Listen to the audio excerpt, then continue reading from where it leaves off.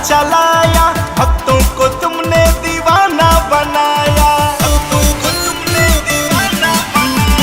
जादू ये कैसा है कान्हा चलाया, भक्तों को तुमने दीवाना बनाया।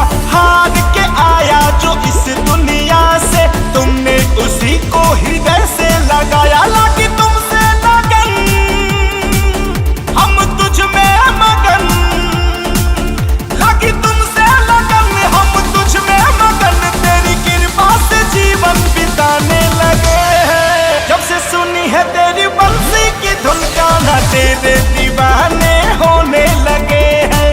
जब से सुनी है तेरी बंसी की धुन, कान्हा तेरे दीवाने होने लगे हैं।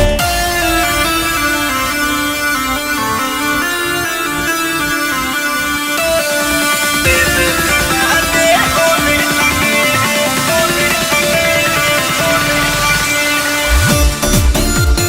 तेरे दीवाने होने लगे हैं।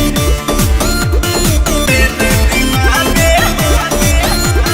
होने लगे हैं। कान्हा मेरा बस तू है सहारा, तेरी ही कृपा से होता गुजारा।